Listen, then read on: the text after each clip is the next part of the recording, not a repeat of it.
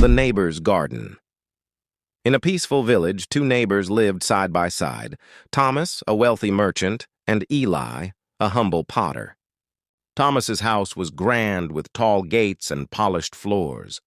Eli's was small, with cracked walls and a crooked roof, but his garden bloomed with color. Every morning Eli watered his plants, hummed hymns, and waved at passers-by. His garden overflowed with roses, mint, and sunflowers. Birds nested in the branches. Butterflies danced in the air. Thomas watched from his balcony, growing bitter. "How can he be so joyful with so little?" he muttered. "I have gold, servants, and land, yet his smile is brighter than mine." Driven by envy, Thomas hired gardeners, bought exotic plants, and built fountains. His garden became a spectacle, but it felt empty.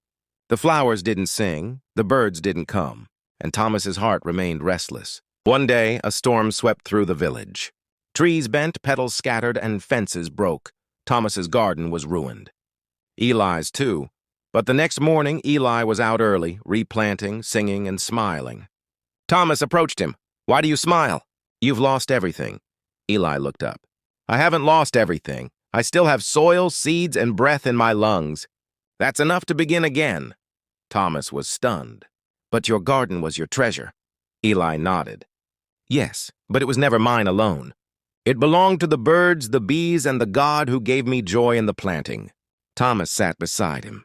For the first time, he touched the soil. And as they planted together, something bloomed, not just in the earth, but in Thomas's heart. Reflection.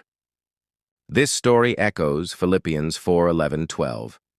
I have learned to be content whatever the circumstances, whether living in plenty or in want.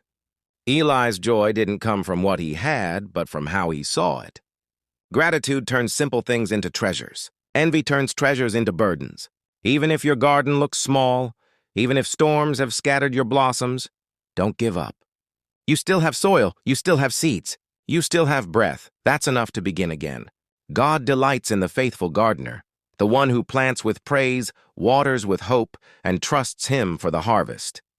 If this story reminded you to keep planting, and even after the storm, let it bless someone else. Like it, comment your thoughts.